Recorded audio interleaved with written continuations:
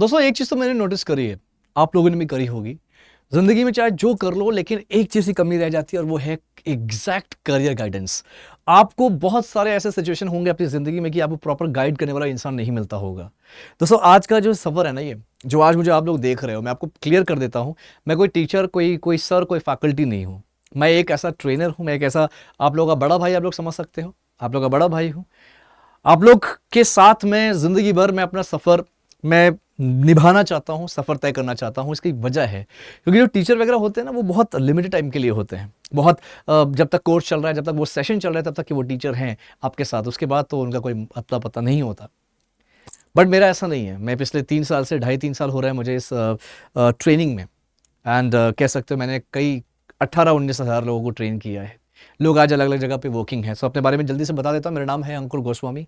मैं एक banking professional career coach हूँ और कई लोग, हज़ार लोगों को ट्रेन कर चुका हूँ दोस्तों। और मेरा सिंपल सा कॉन्सेप्ट है कि मैं आप लोगों के साथ as a friend, as a दोस्त, एज अ भाई ट्रीट करता हूँ और डील करता हूँ। सिंपल है, राइट। ये जो सफर है ना, ये बहुत दिलचस्प होने वाला है। चाहे आप एक्सिस बैंक की बात करो या करियर 24/7 की बात करो, आपके साथ कह सकते हो कि अगर जब आप प्लेस हो जाओगे, जॉब लगेगी, आगे जब भी जाओगे, तब भी मैं कनेक्टेड रहूंगा। तो मैं चाहता हूं कि आप लोग मुझसे कनेक्शन बनाए रखें। लोग अपना पर्सनल चीजें तक मुझे बता देते हैं। आज का ये जो वीडियो है ना दोस्तों, ये सबसे पहले तो ये बोलूंगा कि आप लोग अपने अंदर पेशेंस लेकर आइए। लोग पेशेंस लेकर नहीं आते। लोग बहुत जो मेन चीज़ होता है वो स्किप कर देते हैं। क्योंकि देखो, यहाँ पे कोई एंटरटेनमेंट वाली फैक्टर चीज़ें नहीं हो रही है, एंटरटेनमेंट वाली चीज़ें नहीं हो रही है। मैं यहाँ पे आपको एंटरटेन बिल्कुल नहीं कर रहा, मैं आपको एजुकेट करने के लिए आया हूँ। बहुत डिफरेंस होता है दोनों चीज़ों में, बहुत डिफरेंस होता है, राइट। आप एंड तक ये वीडियो जरूर देखिएगा, आपको बहुत कुछ सीखने को मिलेगा।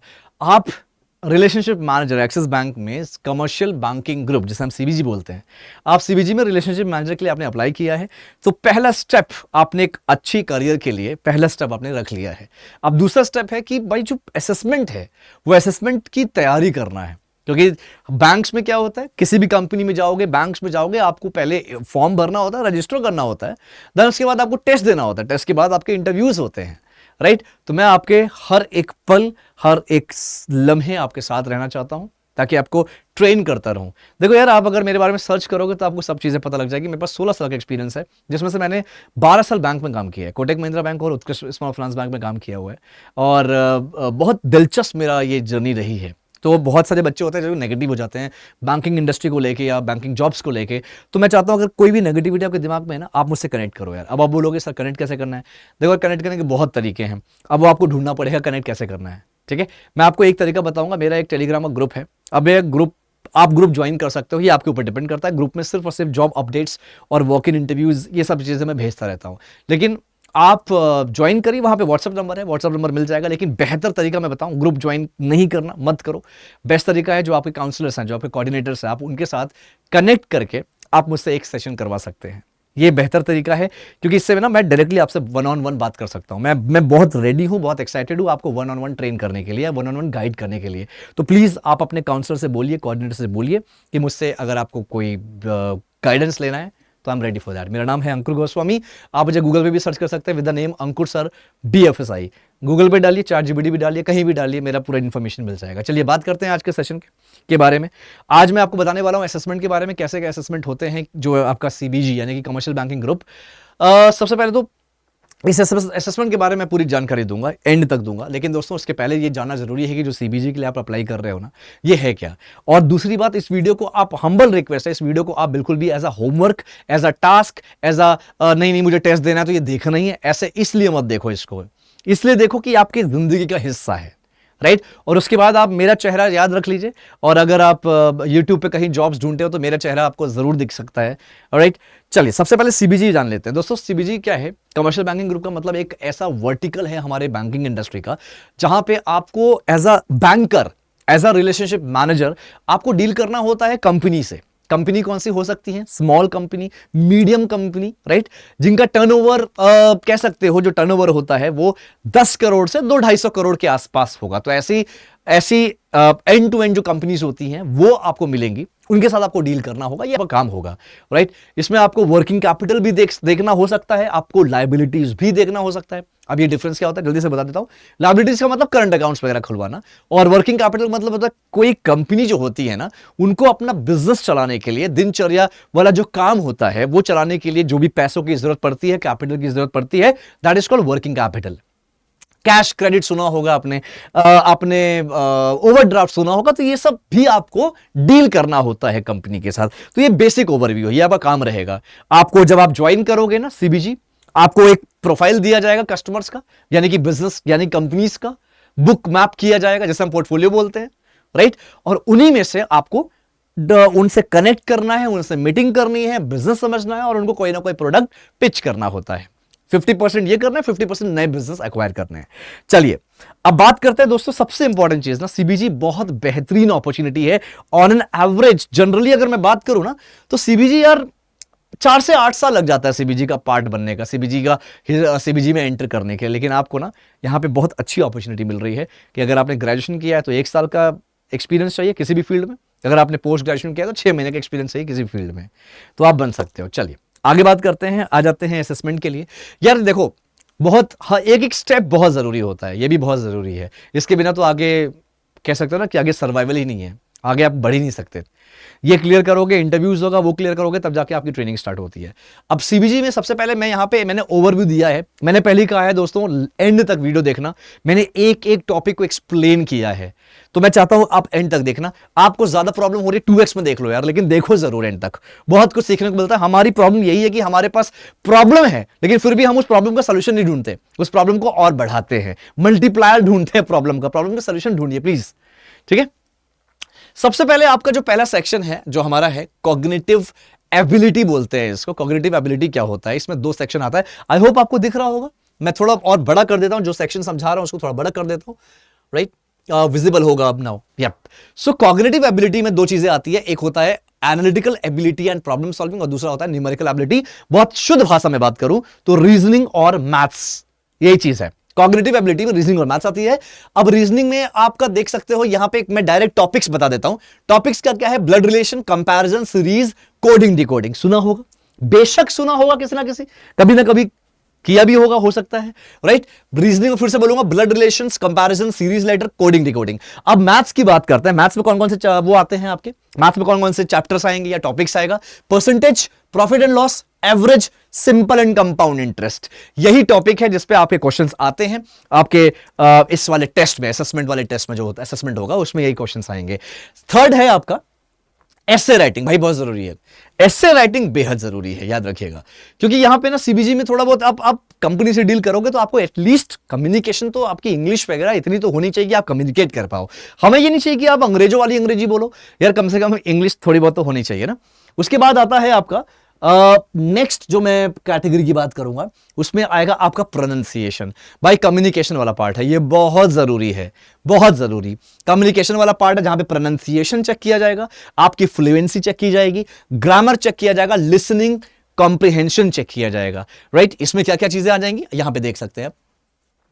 प्रोनाउंसिएशन में ना आपके रीड एंड रिपीट करना पड़ेगा, यानी कि कोई चीज दिया होगा, कोई पैरा दिया होगा, उसको आपको रिपीट करना है।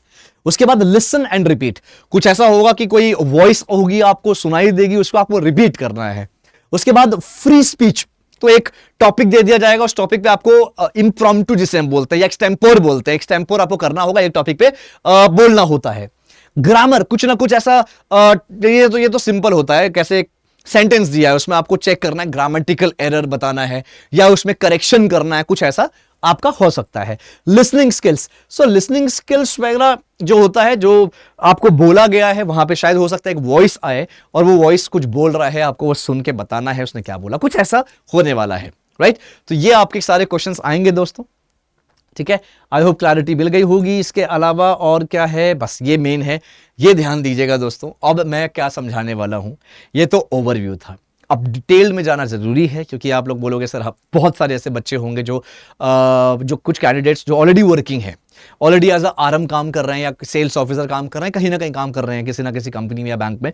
तो मुझे पता है आप लोग के पास ना टाइम इतना होता नहीं होगा कि आप ये सब देखो। तो ये वीडियो जो बता रहा हूं ना, इसी वीडियो को रिपीट पे देखो और मुझे लगता है कि आप ये क्लियर कर सकते हो। लेकिन उसके अलावा लास्ट में ये भी बताऊंगा कि कहां से थोड़ा सा प्रिपरेशन करना है। लेकिन ध्यान दीजिएगा, अगर आप इसमें असेसमेंट करते हैं या करने जाते हैं, पहली चीज इसे हम बोलते हैं प्रॉक्टर्ड टेस्ट, प्रॉक्टर्ड असेसमेंट। दोस्तों प्रॉक्टर का मतलब होता है कि आपको लैपटॉप में देना है, कैमरा ऑन रहेगा आपका, और लैपटॉप में ही देना है, डेस्कटॉप पे ही नहीं चलता है, ठीक है। कैमरा, वेब कैमरा होना चाहिए उसके लिए, तो वेब कैमरा ऑन करना है एंड आपको स्क्रीन पे ही देखना है। स्क्रीन पे अगर ऐसे और ऐसे किया तो आपको वार्निंग आ जाएगा, आपके असेसमेंट में। अगर आपको 3 वार्निंग आ गया तो टेस्ट जो चल रहा है वो ऑटोमेटिकली क्लोज हो जाएगा, सबमिट हो जाएगा, भले आपने कितने भी क्वेश्चन किए ना हो, कितने भी क्वेश्चन किए हो। ये ध्यान दीजिएगा। इसीलिए जब आप, क्योंकि आपको मैथ्स होगा, रीजनिंग आएगा, तो आपको कॉपी पे थोड़ा सा प्रैक्टिस, कॉपी पे तो करना ही पड़ेगा, कैलकुलेशंस वगैरह, राइट। तो उसके लिए थोड़ा सा आपको मुंडी यहाँ पे ऐसे नहीं करनी है, नजरें ऐसे करके ऐसे करनी है। ये जो मैं बता रहा हूं ना, ये टेस्ट मैं ऑलरेडी दे रखा हूं, ठीक है। तो मुझे पता है कि कैसे कैसे क्या चीजें होती है। तो ध्यान दीजिएगा, आपको कभी भी प्रॉक्टर टेस्ट में कोई आगे, अगर मान लो आप टेस्ट दे रहे हो, पीछे से बैकग्राउंड आपका like clean and plain background होना चाहिए। ऐसा ना हो कि पीछे आप कुछ है, कोई आ रहा है, जा रहा है, शोर शराबा हो रहा है, ये सब अगर होगा दोस्तों तो वहीं पर रिजेक्टेड है। ये सब ध्यान दीजिएगा, उसके बाद ही टेस्ट दीजिएगा। चलिए अब मुझे क्या करना है, मैं क्या करने जा रहा हूं, अब मैं आपको बताऊंगा। एक एक असेसमेंट का पार्ट मैं आपको एक्सप्लेन करूंगा। सबसे पहले ब्लड रिलेशंस, ब्लड रिलेशन आता है पहला, ठीक है। ब्लड रिलेशन का मतलब क्या होता है? ब्लड रिलेशन, देखो ब्लड रिलेशन पे जाऊं, मुझे पता है सब लोग मुझे देख रहे हो, दोस्तों आप लोग मुझे देख रहे हो, सुन रहे हो, सिर्फ मैंने पहले कहा है कि मुझे टास्क के तौर पे मत लो यार, मैं अपने बड़े भाई जैसा मुझे ट्रीट करो। आप मुझे चैनल में देख रहे हो, मेरे BFSI करे 24/7, तो चैनल से जुड़िए। मैं यहाँ पे डेली जॉब अपडेट्स बताता हूँ, डेली वॉक इन इंटरव्यूज बताता रहता हूँ, और अगर आपको लगता है कि ये चीज़ किसी ना किसी के फायदेमंद होगा तो डेफिनेटली आप इस चैनल को सब्सक्राइब करिए, राइट, चैनल को ग्रो कराइए। ऑलराइट, चलिए ब्लड रिलेशंस क्या होता है अब यार समझो। ब्लड रिलेशन का मतलब तो भाई तुम लोग एक्सपर्ट हो गए, है ना। इसकी मामा की, चाचा की, फूफा की, लड़की की, बुआ की, इसकी उसकी, जो ये होता है ना, ये वाला कॉन्सेप्ट, ये ब्लड रिलेशन कहलाता है। अब इसने किसी ने अगर कभी नहीं किया ब्लड रिलेशन तो समझना, मैं एक कॉन्सेप्ट लेता हूं जो मैंने जब मैं तैयारी करता था, जो कॉन्सेप्ट मैं यूज करता था, तो वो कॉन्सेप्ट मैं ले रहा हूं, मैक्सिमम लोग वही लेते हैं। जब भी हम ब्लड रिलेशंस की बात कर रहे हैं, ब्लड रिलेशन में अगर मेल है कोई, देखो मेल कोई प्रेजेंट कर रहा है, मेल या फीमेल, ये 2 चीजें होंगी, मेल या फीमेल 2 चीजें होंगी। अगर कोई मेल है तो आप ऐसे प्रेजेंट कर सकते हो ट्रायंगल में, कोई अगर मेल है तो आप ट्रायंगल में प्रेजेंट करिए, कोई फीमेल है तो आप सर्कल में प्रेजेंट करिए, ये आपके ऊपर है। मैं क्या करता हूं, ये मेल के लिए प्रेजेंट होता है, ये फीमेल के लिए प्रेजेंट होता है। समझिएगा, मैं फिर से बोल रहा हूं, ब्लड रिलेशन का मतलब होता है, क्वेश्चन ऐसा होता है कि मैं क्वेश्चन बता देता हूं। जैसे क्वेश्चन है कि क्वेश्चन है, A is a brother of B is a mother of C, how A is related to C, ठीक है। तो इसमें ब्रदर हो गया, फादर हो गया, अंकल हो गया, ये सब मेल वाले लोग हैं, मेल कैटेगरी के। तो ये सब कौन से कैटेगरी में आएंगे? ट्रायंगल में आ जाएंगे, ट्रायंगल में, ठीक है। तो ये क्वेश्चन है। और जो भी फीमेल है, कि वो उसकी सिस्टर है, उसकी बेटी है, उसकी ग्रैंड डॉटर है, ये सब सर्कल में आ जाएंगे, फीमेल में आ जाएंगे। अब एक और चीज, मान लो हस्बैंड वाइफ का रिलेशन बता रहा है तो हमेशा ऐसे करना है, डबल साइन। अगर सिर्फ बोल रहा है भाई बहन का रिश्ता बता रहा है तो ऐसे करना है। ये सब थोड़ा सा आपको रटना पड़ेगा अगर आपको नहीं पता तो, ठीक है। और अगर बोल रहा है कि भाई बेटा और बाप है, मान लो बोल रहा है ये बाप है, इसका कोई बेटा है, तो ये जनरेशन चेंज हो गई, जनरेशन चेंज हो गई।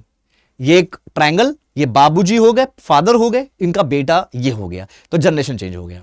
अब इनकी वाइफ, इसकी मम्मी कौन होंगी? इसकी मम्मी इसकी वाइफ हुई ना, तो ये ऐसे आ जाएगा।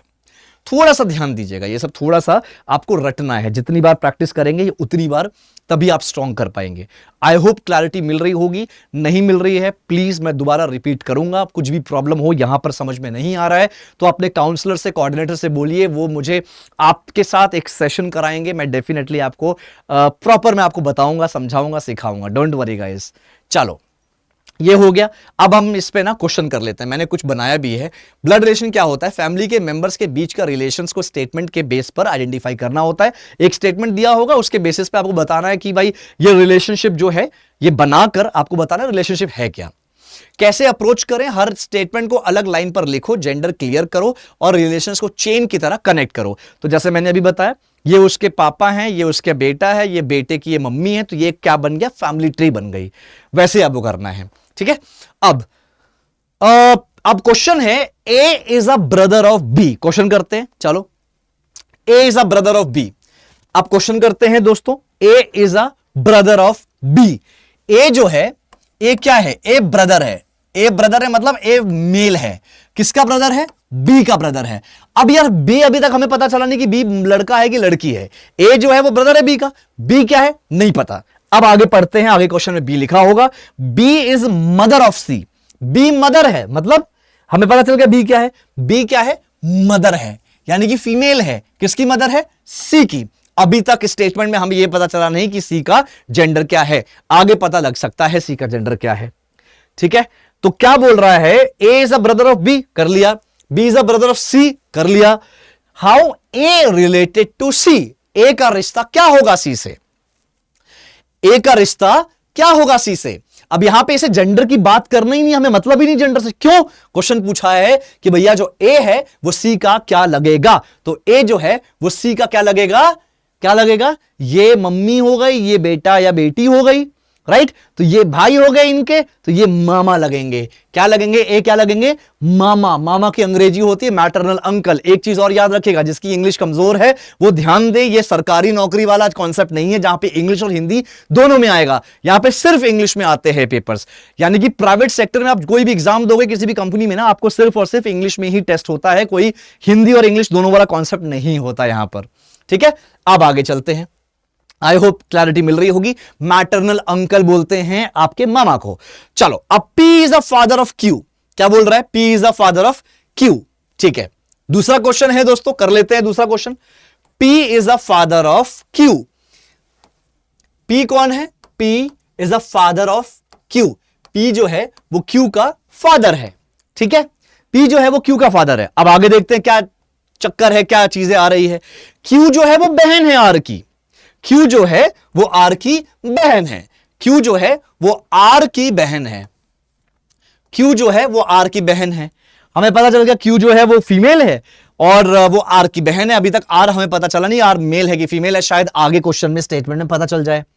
क्या लिखा है आगे, अब how P related to R, P का रिश्ता क्या है R से, P का रिश्ता R से क्या होगा बताओ। P का रिश्ता क्या है भाई, P जो है Q का पिता है, फादर है ना, बाप है। Q बेटी है और R और Q क्या है, भाई है, मतलब बहन है। ये Q जो है बहन है R की। अब पूछ रहा है P क्या लगेगा R का, अरे पापा लगेगा, पापा फादर, तो क्या होगा, फादर लगेगा। सिंपल है यार, फादर लगेगा, राइट। तो P is the father of R। दोस्तों ऐसे ही क्वेश्चंस आएंगे, ये इट्स टू इजी, प्रैक्टिस करिए। आप कहां से प्रैक्टिस करोगे, मैंने एक बेसिक क्वेश्चंस लेकर आया हूं। कहां से प्रैक्टिस करेंगे, आप लोग को जो मैंने यहां पे टॉपिक्स बताई थी, मैंने यहां पे जो टॉपिक्स बताया है ना, ये टॉपिक्स ध्यान दे दो। Blood relation, comparison, series letter, coding decoding, percentage, profit loss, average, simple and compound interest, इन सब का मैंने एक एक दो क्वेश्चंस बताया है। कॉन्सेप्ट मैंने क्लियर करूंगा अभी। और आपको क्या कैसे करना है, कोई भी सरकारी बैंक की आप बुक उठा लो, कोई भी बुक उठा लो, राइट। इन टॉपिक्स का जो बेसिक वाला पार्ट होता है वो आप क्लियर कर लो। उसके आप 20-20 क्वेश्चन भी कर डाले, इनफ है, ट्रस्ट में इनफ है। यहां तक तो मैं आपको क्लियर करा सकता हूं, आई कैन बेट। इसके आगे का जो होता है ना, ये आपकी प्रैक्टिस पे होता है और आपकी कितने ज्यादा आपको स्किल्ड हो, कितना इंग्लिश आती है, कितनी आपको प्रोनाउंसिएशन स्ट्रांग है, कितना आपको ऐसे वगैरह लिख सकते हो, ये उस पर डिपेंड करेगा दोस्त। थोड़ा सा प्रैक्टिस करके क्लियर कर सकते हो। देखो यार, इतना भी टफ नहीं होगा, मैं ये बोल रहा हूं, और इतना ज्यादा इजी भी नहीं होता, बट हाँ इजी होता है। अगर आपको थोड़ा बहुत चीजें, बेसिक चीजें पता है, डेफिनेटली कर लोगे। चलो जल्दी से चैनल सब्सक्राइब कर लो अगर नहीं किए तो, ठीक है। चलो आगे बात करते हैं। अब हमारे पास क्वेश्चन आता है कि टक टक टक, क्वेश्चन क्या है देख लेते हैं। चलो, ब्लड रिलेशन समझ में आ गया, नहीं आया प्लीज, कोई भी प्रॉब्लम हो, कोई भी दिक्कत हो, अपने काउंसलर कोऑर्डिनेटर से बोल के मेरे साथ सेशन कर लो आप, ठीक है। मैं आपको पूरा गाइड कर सकता हूं और वही करने के लिए मैं यहां पर हूं, ठीक है। सेकंड है कंपैरिजन क्वेश्चंस। क्या होता है, हाइट हो गया, वेट हो गया, मार्क्स हो गया, स्पीड हो गया, जैसी क्वांटिटीज को कंपेयर करके ऑर्डर डिसाइड करना होता है। मैं चाहता ना ये जो पीछे लिखा है इसको अंग्रेजी में लिख सकता था, ठीक है। आप मेरे जरा प्लेलिस्ट पे जाओ, मेरे चैनल के प्लेलिस्ट पे जाना, प्लेलिस्ट में जाके एक कोर्स है BFSI course for BFSI aspirant, free, वो जाके देखना। मैंने पूरी बैंकिंग सिखाई है दोस्तों, पूरी बैंकिंग जो दूसरी कंपनी 25,000, 30,000, 1 लाख में समझाती है, वो मैंने फ्री में समझाया है, ठीक है। और वो मैंने जो PPT पीछे डाला है ना, ऐसी भाषा में लिखा हुआ है। कि वो चैट जीपीटी या किसी ओपन एआई का नहीं है, वो खुद सोच सोच के लिखा है मैंने। तो आप जाके उसको देख सकते हो। Being a banker, as a banker वो आपके लिए बहुत फायदेमंद होगा। 18 वीडियोस डाली है इसमें मैंने। चलो ये बात कर लेते हैं। यहां पे हाइट वेट इनका कंपैरिजन होता है। जैसे फॉर एग्जांपल राम श्याम से बड़ा है, श्याम सीता से छोटा है, तो ऐसे जो क्वेश्चन होता है ना, यही कंपैरिजन होता है। अब जैसे क्वेश्चन है यहां पे, ए इज टॉलर देन बी। चलो क्वेश्चन करते हैं दोस्तों। ए जो है टॉलर देन बी। अब टॉलर वॉलर की बात हो रही है, बड़ा छोटे की बात हो रही है, भारी हल्के की बात हो रही है, हमेशा greater than lesser than use करना। ए इज टॉलर देन बी, ठीक है। ए जो है वो बी से बड़ा है, बी जो है वो सी से लंबा है, बी जो है वो सी से लंबा है, ठीक। ये सीरीज बन रही है हमारी। ए जो है वो बी से बड़ा है, बी जो है वो सी से बड़ा है। और क्या होगा, अब क्या देखते हैं आगे क्वेश्चन क्या है, कौन सबसे लंबा है। अब यहां पे तीनों में सबसे हाइट ज्यादा किसकी हुई, जाहिर सी बात है ए की हाइट सबसे ज्यादा हुई, तो ए इज द करेक्ट आंसर, ठीक है। बहुत इजी है, बहुत क्लियर है, ऐसे क्वेश्चंस आ सकते हैं आपके पास। दूसरा है Q is heavier than P। अब हैवियर मतलब भारी की बात हो रही है, वजन की बात हो रही है, तो भी आप ग्रेटर देन और स्मॉलर देन का ही स्मॉल सिंबल यूज करिएगा। Q क्या है, वो भारी है P से। देख लेते हैं, Q जो है वो P से भारी है। Okay, all right, got it, ठीक है, कंफर्म। Q जो है वो P से भारी है, बट लाइटर देन R। बोल क्या रहा है, Q जो है, देखो ध्यान से समझना, क्वेश्चन समझना ध्यान से। Q जो है heavier than P but lighter than R, but lighter than R, ये R से छोटा है Q भारी है P से लेकिन हल्का है R से, राइट। ये सीरीज हमारी बन गई। अब क्या क्वेश्चन, आगे क्वेश्चन है क्या है, आगे बोल रहा है कौन हैवीएस्ट है, हु इज द हैवीएस्ट, तो R इज द हैवीएस्ट। तो ऐसे क्वेश्चंस में सीरीज बना लोगे तो काम हो जाएगा। सीरीज बनाना है आपको, ये सीरीज क्या बन रही है ये देखना है। अगर हैवी और स्मॉलर, छोटा, जैस जो भी आपको यूज करा रहा है, आपको ग्रेटर देन और स्मॉलर देन का ही सिंबल यूज करना है हर चीज में, ठीक है। ये कॉन्सेप्ट हो गया, क्लियर है गाइस, कंपैरिजन कंप्लीट हो गया हमारा। अब आगे बात करते हैं सीरीज, लेटर या नंबर। इसमें तो मुझे कुछ लगता नहीं कि समझाने की जरूरत है। सीरीज आता है, जैसे फॉर एग्जांपल आपका ए लिखा है, फिर सी लिखा है, फिर ई लिखा है, तो ये सीरीज कैसी बन रही है। तो सीरीज जब होता है ना, आपको पैटर्न समझना होता है। फॉर एग्जांपल सीरीज क्या होता है दोस्तों, आपको पैटर्न समझना होता है सीरीज में। तो सीरीज में पहले आप पैटर्न आइडेंटिफाई करिए कि वो एग्जैक्टली वो चल क्या रहा है, चाहे वो लेटर वाला हो या नंबर वाला हो। ए लिखा है डैश, मतलब ए लिखा है, फिर सी लिखा है, फिर ई लिखा है, फिर डैश। अब बताओ क्या होगा, ये लेटर, पहले पैटर्न आप आइडेंटिफाई करो। पैटर्न आइडेंटिफाई करने का मतलब यहां से ए बोल रहा है तो एक मिसिंग है, यानी कि बी मिसिंग है। सी से ई पहुंचे, डी मिसिंग है। ई से क्या पहुंचोगे, यानी कि हम एफ को मिस कर देंगे, आंसर आएगा ई एफ जी। आंसर क्या आएगा, जी आएगा। सिंपल है। तो आपको सीरीज में ना पैटर्न आइडेंटिफाई करना होता है, चाहे वो नंबर हो या लेटर्स हो। पहले पैटर्न आइडेंटिफाई करिए, फिर उसी के अकॉर्डिंग आगे कंटिन्यू करिए, दैट्स इट, ठीक है। जैसे फॉर एग्जांपल 1 लिखा है, 3 लिखा है, 5 लिखा है, 7 लिखा है, आगे क्या होगा। तो भैया ये यहां पे जब नंबर सीरीज की बात आती है ना, तो आप एडिशन, मल्टीप्लीकेशन, यानी कि प्लस माइनस मल्टीप्लाई करके देख लिया करो। क्या हो रहा है, +1, सॉरी इसमें +2 कर लिया, क्या हो रहा है, +2 कर लिया, क्या हो रहा है, +2 कर लिया, क्या होगा, +2 करोगे, कितना आएगा, 9 आएगा। तो आपको यह ध्यान देना है, आपको पैटर्न निकालना है। एक बार पैटर्न निकल गया तो आंसर अपने आप बन जाएगा, ठीक है। नेक्स्ट क्या है यहां पे, चलो ACEG हमने देख लिया। BEHK, एक है BEHK, मैंने बता दिया ना, यही होता है BEHK। अब एक और क्वेश्चन है यहां पे, BEHK, BEHK आगे क्या होगा बताओ, BEHK आगे क्या होगा। तो B से E में क्या जा रहा है यार, C नहीं है, D नहीं है, ठीक है, फिर E आ गया। E से H में क्या जा रहा है, F नहीं है, G नहीं है, ठीक है। H से आगे क्या आ रहा है, I नहीं है, J नहीं है, K आ गया। आगे क्या आएगा, L और M, क्या आएगा, N आएगा, ठीक है। अब दो लेटर मिस कर रहे हैं और तीसरा लेटर आ जा रहा है, तो ये आपका सीरीज हो गया, नंबर यानी कि लेटर और नंबर सीरीज। ध्यान दीजिएगा, सीरीज ऐसे ही क्वेश्चंस आएंगे और इसमें से कुछ भी नहीं होने वाला। चलो नेक्स्ट बात करते हैं। नेक्स्ट हमारा क्या है, कोडिंग डिकोडिंग, भाई कोडिंग डिकोडिंग बहुत इंपॉर्टेंट है। कोडिंग डिकोडिंग बहुत मजेदार भी होता है। कोडिंग डिकोडिंग में लोग इतना कंफ्यूज होते हैं कि मुझे समझ में नहीं आता क्यों ऐसा होता है।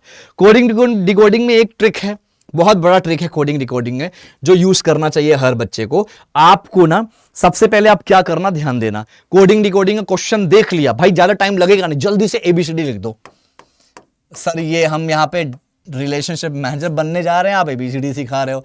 बेटा बेस मजबूत होगा तो आगे भी जाओगे, लेकिन क्या करें, आई नो कि ये सब चीजें बैंक में नहीं काम आएगा, बट स्टिल क्लियर करने के लिए तो काम आता है, क्योंकि आईबीपीएस वगैरह जो क्लियर करते हैं उसमें भी तो ये सब आता है। और इसका क्या यूज है बैंक्स में, नहीं है, but these are the aptitude, like organisation will check your aptitude कि आप कितने रेडी हो इन सब चीजों को लेकर, कितने डिसीजन मेकिंग हो। यहां पे थोड़ा सा आपका नॉलेज यूज होता है, that is your IQ level check किया जाता है, इसलिए क्वेश्चंस पूछे जाते हैं। A B C D E F G H I J K L M, ध्यान देना, ए से लेके जेड तक मत लिखना, ए से लेके एम तक लिखना। ध्यान देना गाइस, बहुत इंपॉर्टेंट बता रहा हूं, ट्रिक है ये। कोडिंग डिकोडिंग, कोडिंग डिकोडिंग का मतलब होता है कैट का लिखा है 314, तो इसका मतलब क्या हुआ, कैट का जो कोड लिखा है वो 314 है, तो कैसे पता करोगे क्या चीज है। तो उसके लिए हम कोडिंग डिकोडिंग करने जा रहे हैं, ट्रिक बता रहा हूं मैं। ए से लेकर एम तक लिख दिया, अब क्या करना है, अब N O P Q R S T U V W X Y Z, ठीक है। अब क्या करोगे इसमें, ये तुरंत करना है, आप प्रैक्टिस करोगे ना एक दो बार, यार कुछ सेकंड्स में आप लिख दो, जल्दी से ए से लेकर एम तक लिख दिया, फिर एम के नीचे एन से लेकर जेड तक लिख दिया, और यही पैटर्न होना चाहिए। ए से लेकर एम तक लिखा, फिर एन से लेकर जेड तक लिखा, अब नंबरिंग कर दो अब नंबरिंग कर दो, ये 1 नंबर, ये 2 नंबर, ये 3 नंबर, ये 4 नंबर, ये 5 नंबर, 6 7 7 8 9 10 11 12 13 14 15 16 17 18 19 20 21 22 23 24 25 एंड 26। अब हर एक लेटर को हमने नंबर प्लेस दे दिया, नंबर दे दिया हर एक लेटर को। अब मैं अगर बोलूं, मैं आर ना बोलूं, ये 18 लिखा है, मैं आर नहीं बोलना चाहता, मैं अब 18 बोलूंगा। जैसे मुझे रैट लिखना है, रैट मुझे लिखना है रैट, ठीक है। अब मैंने लिखा रैट की जगह, अब मैंने लिखा टक टक टक टक टक, ओके 18120, ये मैंने लिखा। अब कैसे आइडेंटिफाई करोगे है क्या, तो आर की जो वैल्यू है, जो नंबर प्लेस है वो क्या है 18, ये 18 आ गया। ए का नंबर प्लेस क्या है 1, तो ये 1 आ गया। टी का नंबर प्लेस क्या है 20, तो ये 20 आ गया, तो रैट बन गया। क्वेश्चन ऐसे आता है कि भैया रैट अगर 18 एक और टी लिखा है, तो बताओ कैट क्या रहेगा, कैट की वैल्यू क्या होगी, कैट का कोड क्या होगा, राइट, या डिकोड क्या होगा। तो अगर रैट का 18 एक 20 है, तो कैट का क्या होगा, सी की वैल्यू 3 है, ए की वैल्यू 1 है, टी की वैल्यू 20 है, तो 3120 इज करेक्ट आंसर, ठीक है। तो बच्चे क्या करते हैं ना, कंफ्यूज हो जाते हैं। अब रैट लिखा, सोच रहे हैं यार, बेटा तुम जितना सोच रहे हो ना, उससे ज्यादा जल्दी तुम ये चीज लिख सकते हो, और एक बार ये लिख लिए तो दुनिया का कोई भी कोडिंग डिकोडिंग आप ऐसे सल्टा दोगे। यही रियलिटी है, यही ट्रिक है, राइट। और कोडिंग डिकोडिंग का क्वेश्चन ठीक ठाक आ सकता है। फॉर एग्जाम्पल, जैसे मैंने बोला कि एक और है, डॉग को अगर मैंने लिखा है, समझना, डॉग को अगर मैंने कोडिंग लिखी है डॉग की, थोड़ा सा टफ हो सकता है ये, ठीक है। डॉग को अगर मैंने लिखा है, टक टक टक सोचने दो एक बार मुझे, अगर मैंने डॉग को लिखा है 6179, तो बताओ तुम क्या बोले बैट को क्या लिखोगे, बैट को क्या लिखोगे, ठीक है। डॉग को अगर हमने लिखा 6 17 और 9, तो बैट को क्या लिखोगे, समझना। अब यहां पे आइडेंटिफाई करो कि डॉग की वैल्यू डी तो भाई 4 होता है, लेकिन ये 6 दे रखा है, ओ इसका मतलब एफ की वैल्यू तो कहीं नहीं दिया, देख लेते हैं आगे क्या होता है, ठीक है। एफ की वैल्यू 6 है, समझ में आ गया। ओ का क्या है, यही फॉलो होना चाहिए, ओ 15 है, बट यहां पे 17 मतलब +2 कर दिया, ठीक है। जी क्या दिया 7, लेकिन लिखा 9 है, मतलब +2 हो गया, तो क्या हुआ है, +2 +2 करके लेटर्स जो है, +2 के जो लेटर्स है उसका जो नंबर प्लेस है वो लिखा गया है। तो वैसे बैट की वैल्यू क्या होती है 2, इसमें ऐड कर दो 2, कितना आ गया 4। ए की वैल्यू कितनी होती है 1, प्लस कर दो 2, कितना आ गया 3। टी की वैल्यू कितनी होती है 20, प्लस कर दो 2, कितना आएगा 22 आ गया। तो ऐसे क्वेश्चंस आएंगे, इजी है, बड़े आराम से कर लोगे। लेकिन अगर ये ट्रिक कर लिया, अपना लिया दोस्तों, विश्वास मानो, मजा आ जाएगा, मजा आ जाएगा। चलो ऑलराइट, अब आगे बात करते हैं, क्या है, ठीक है, कोडिंग डिकोडिंग यही है। मैंने ये तो टफ बताया मैंने, एकदम इजी, सॉरी ये तो इजी बताया मैंने, एकदम अच्छे लेवल का टफ बताया है, आप कर लोगे। चलो मैथ्स के सेक्शंस में आ जाते हैं। मैथ्स में क्या करना है, परसेंटेज। भाई परसेंटेज तो बड़ा इजी होता है यार, परसेंटेज निकालना तो बड़ा इजी है ना, परसेंटेज निकालना बहुत इजी होता है ना। तो क्वेश्चन क्या दिया है, 20% ऑफ 250, क्वेश्चन है 20% ऑफ 250, परसेंटेज निकाल लो। अब आपको मैंने बोला कि भाई 5%, 5% का मतलब क्या होता है, 5 डिवाइडेड बाय 100, ठीक है, परसेंटेज का मतलब ही होता है 100। अब क्वेश्चन क्या था यहां पे, क्वेश्चन था कि 20% ऑफ 250 वैल्यू निकालनी है। वैल्यू क्या निकालनी है, 20% ऑफ 250। मैथ्स में थोड़ी सी चीजें होती है, ट्रिक होता है। ऑफ का मतलब है तो मल्टीप्लाई करना है, ऑफ का मतलब है तो मल्टीप्लाई करना है। तो 20% को कैसे लिखते हैं, 20 divided by 100, 20 divided by 100, of का मतलब मल्टीप्लाई कर दिया, और कितना है 250, 250, ठीक है। तो ये 0 कटा, ये 0 कटा, ये 0 कटा, ये 0 कटा, 25 इंटू 2 50 आ गया। अब भाई ये कैलकुलेशन तो बड़ा इजी होता है, जो आपने बचपन से करा होगा। इसे हम बोर्ड मास रूल कहते हैं, या जो भी आप बोलो, बोर्ड मास रूल यूज किया जाता है यहां पर, राइट।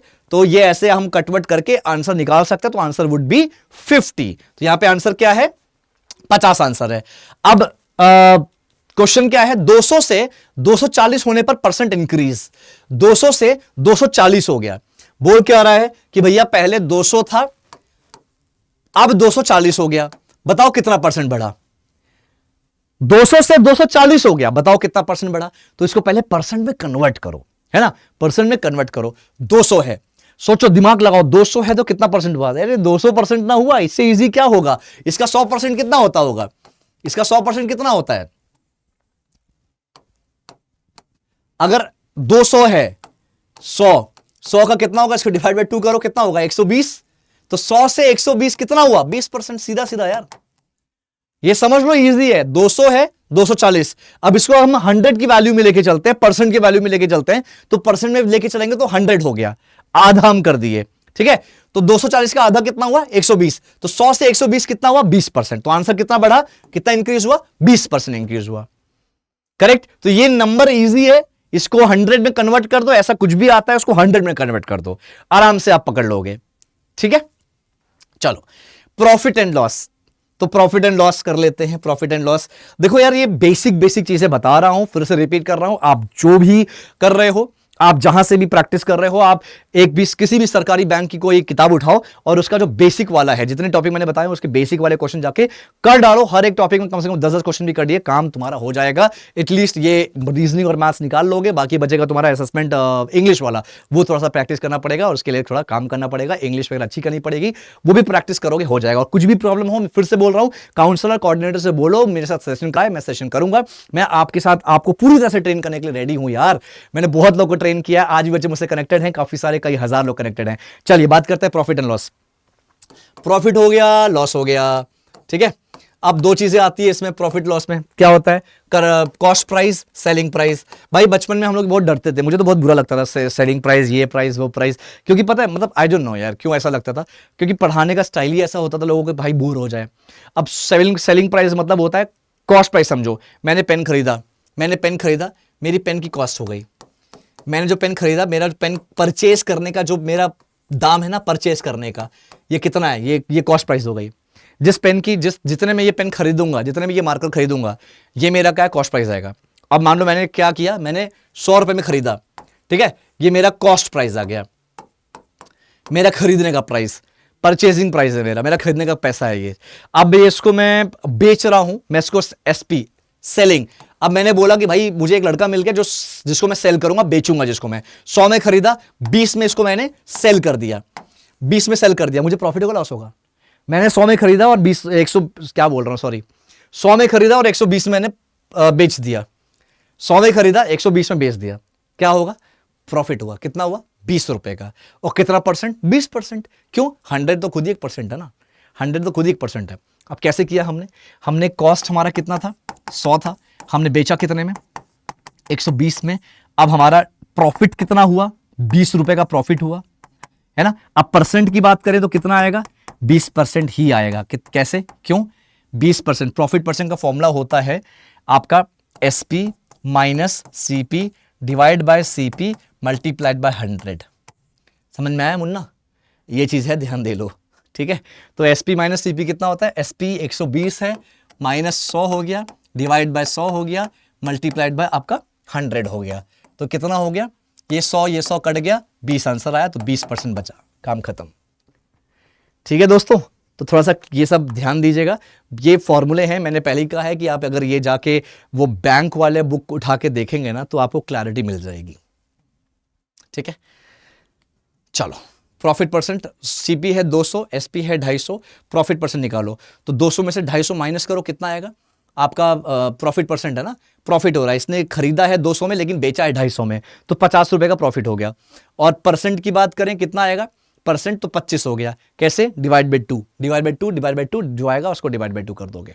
नहीं समझ में आया तो मैं फिर से बता देता हूं, नहीं समझ में आया फिर से बताता हूं। भाई देखो, समझना जरूरी है, भागने वाली चीजें नहीं है। मैं कोई यहाँ पे आपको सरकारी नौकरी की तैयारी नहीं करा रहा, ये एग्जाम है आपका, आप यहाँ पे आ रहे हो, अपना करियर बनाने आ रहे हो, तो ये करना जरूरी है। ठीक है, सीपी है 200, एसपी है 250, सीपी है 200, ठीक है, एसपी है 250, प्रॉफिट परसेंट पूछा है।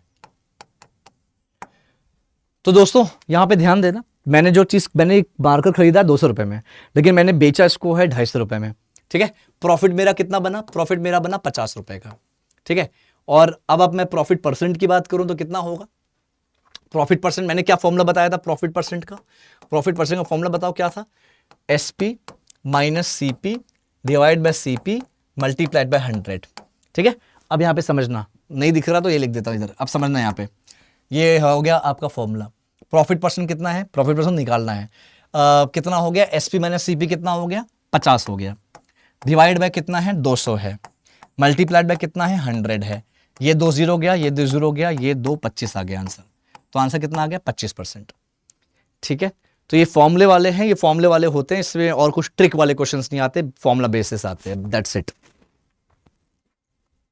चलो आगे देखते हैं भाई, फेवरेट है एवरेज। एवरेज क्या होता है? टोटल सम को आइटम के संख्या से डिवाइड करना होता है, नंबर को ऐड करो, काउंट से डिवाइड करो। अब फॉर एग्जांपल मान लो तुम कॉलेजेस में पढ़ रहे हो या स्कूल में पढ़ रहे थे, तो तुम्हारे 5 सब्जेक्ट के नंबर आए 10 में से।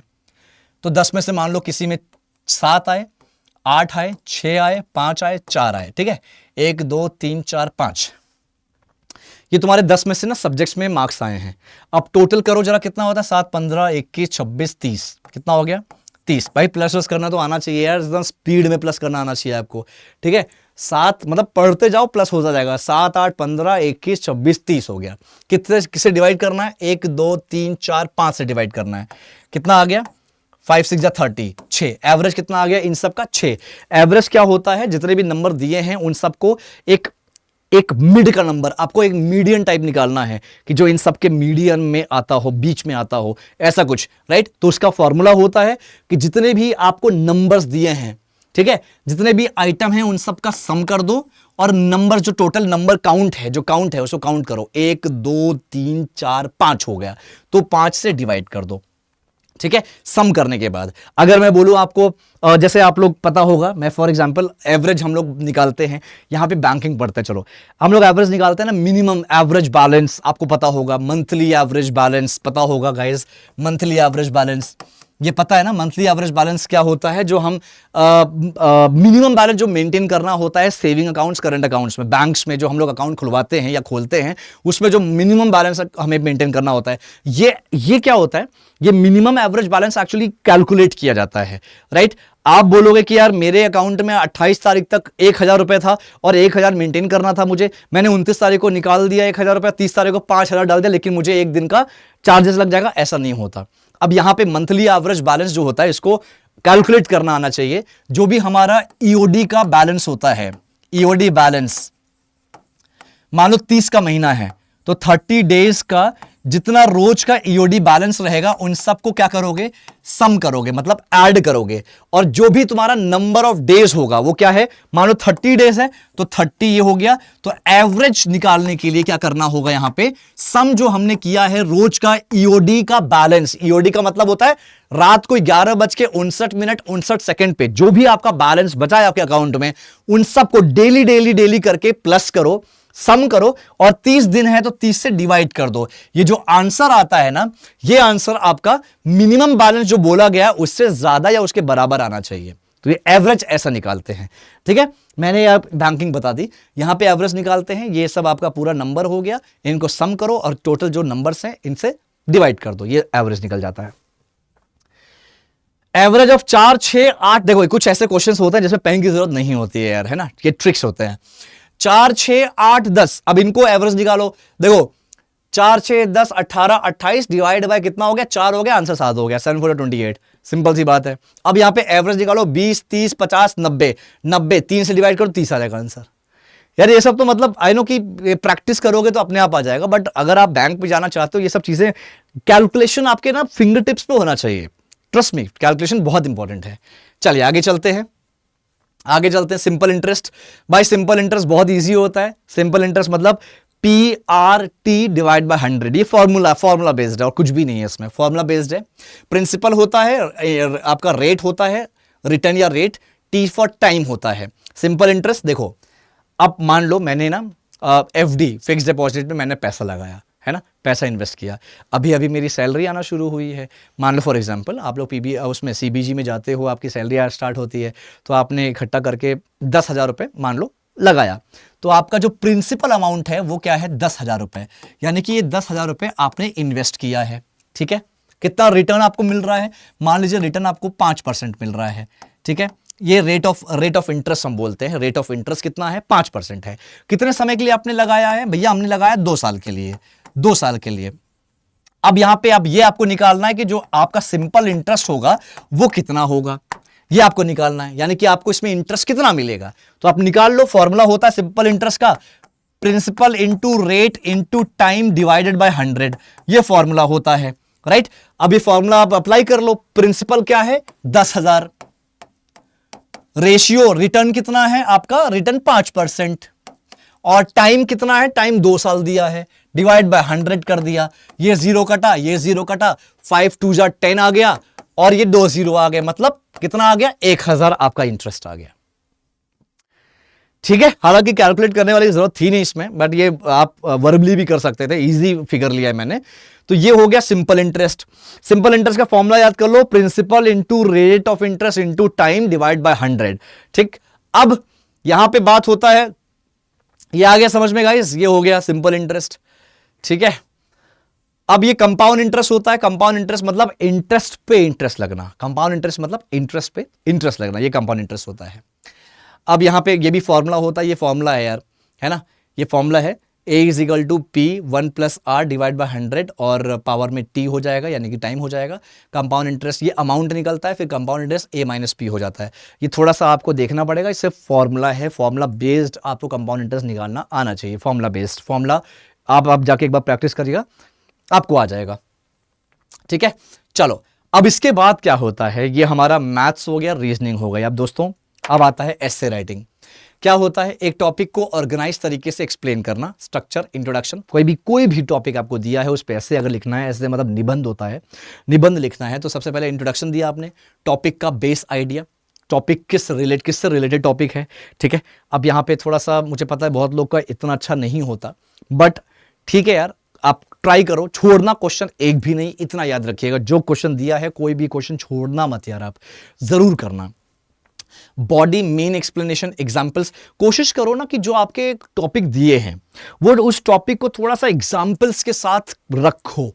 एग्जाम्पल्स, कोई भी टॉपिक है, बड़े बड़े एग्जाम्पल दो। फॉर एग्जाम्पल जैसे एक मिसाल के तौर पे आपको टॉपिक दिया, कार पे लिखना है, कार, अरे बोलो कार तो बड़ा इजी होता है सर, कार पे क्या लिखना। अब मैंने लिखा कार ये है, कार वो है, कार से इजी होता है, कार से हमारा टाइम बचता है, टाइम बचता नहीं है, मतलब कन्वीनियंट होता है, ऐसा हम यही सब लिख रहे हैं। अब एक लड़के ने लिखा कार के बारे में, सर कार तो बड़ी मज़ेदार चीज़ होती है। कार लोगों का लाइक जो फिजिकल वर्क है उसको कम करता है, मैनुअल पावर कम करता है। कार एक ऐसा कॉन्सेप्ट है जिसको अलग लेवल से रखा है हमारे एक कंपनी ने, ठीक है, एलोन मस्क की कंपनी ने, जिसका तो ये आप एलोन मस्क का एग्जांपल दे दिए। कार पहले डीजल पे होता था, पेट्रोल पे होता था, सीएनजी में आ गया, अब इलेक्ट्रिक व्हीकल हो गया, ठीक है, अब ऑटोमेटेड आ गया। तो कार देखो, कार को दो अलग अलग लड़कों ने, दो अलग अलग बच्चों ने लिखा। एक ने बहुत सिंपल सिंपल लिखा, एक ने बहुत उसको लॉजिकल वे में लिखा। तो आपको यही सोचना पड़ेगा, जो भी टॉपिक दिया जाएगा उसके बारे में एक बार गहन चर्चा या गहन सोच लाना पड़ेगा, आपको सोचना पड़ेगा, तभी आप ऐसे लिखिए, ठीक है। और वहाँ पे ज़्यादा टाइम मिलेगा नहीं ऐसा लिखने का, तो आपको 2 मिनट 3 मिनट इनफ है, इतना सोच के आप लिख डालिए, ठीक है। ये हो गया। लैंग्वेज सिंपल और क्लियर रखिएगा, एंड हर पैराग्राफ को एक आइडिया कैरी करिए, बस यही चीज़ें हैं दोस्तों। एंड उम्मीद करता हूँ आपको ये क्लैरिटी मिली होगी, समझ में आया होगा दोस्तों। असेसमेंट अच्छे से देना, ये बहुत बहुत अच्छा एक आपको कह सकता हूँ कि एक ऑप्शन मिल रहा है। Corporate banking, sorry, commercial banking group में ना जाने का इजी नहीं होता है। जो आरएम्स हैं, जो ऑलरेडी काम कर रहे हैं बैंक्स में, उनको पता होगा यार। आप रिसर्च करिए, आपको समझ में आएगा। 4 साल से 8 साल का एक्सपीरियंस चाहिए इस सीबीजी के लिए। आपको फ्रेशर क्या मतलब 1 साल 6 महीने के एक्सपीरियंस में आपको कंसिडर किया जा रहा है। मेरी वीडियोस पूरी एंड टू एंड देखना, 2-3 बार रिपीट करना। जो आपके सरकारी बैंक्स वाले जो बुक्स होती है ना, कोई भी बुक उठा के आप एक बार उसमें जाके कुछ भी जो मैंने टॉपिक्स बताए, उन टॉपिक्स के बेसिक क्वेश्चन 10-10, 15-15, 20-20 कर लोगे, काम हो जाएगा। कंपाउंड इंटरेस्ट में फॉर्मूला बेस्ड है, इसलिए मैंने यहाँ पे लिख के नहीं बताया। फॉर्मूला बेस्ड एक्सप्लेन करके आप अब देखिएगा, डेफिनेटली होगा। एंड बस यही कहूँगा, चैनल से जुड़िए, चैनल को सब्सक्राइब जरूर करिएगा। आप लोग सब्सक्राइब नहीं करते। मैंने लास्ट टाइम बहुत सारे लोगों का पीबीआरएम में इंटरव्यू लिया था, बट मोस्ट ऑफ देम मुझे जानते तो थे, बट वो मेरे चैनल से ना इतना वाकिफ नहीं थे। तो आपको चैनल से वाकिफ रहना है। मैं जो भी अपडेट्स होते हैं इंडिया में अलग अलग लेवल पे, मैं वो ट्रेनिंग देता हूं, मैं वो वीडियोस बनाता हूं। चाहे अभी एक्सिस बैंक का केस स्टडी हो गया, एचडीएफसी बैंक का केस स्टडी हो गया, जामतारा की पूरी केस स्टडी मैंने बना रखी है। तो आप ये सब रिसर्च करिए। आपको जॉब के लिए तो, जो जॉब तो आप इस हिस्से में हो, जॉब के कैटेगरी में तो आ चुके हो, लेकिन एजुकेट करने के लिए क्या, रेज्यूमे कैसे बनाए, लिंक्डइन कैसे बनाएं, दोस्तों सब पे वीडियो बनाइए। आप जुड़िए इस चैनल से, सब्सक्राइब जरूर करिए। अपना ख्याल रखिए। मिलते हैं किसी और सेशन में, किसी और कोई भी प्रॉब्लम होना तो जरूर मुझसे अपने कोऑर्डिनेटर से बोलना, काउंसलर से बोलना कि मेरे साथ सेशन कराए। Thank you so much.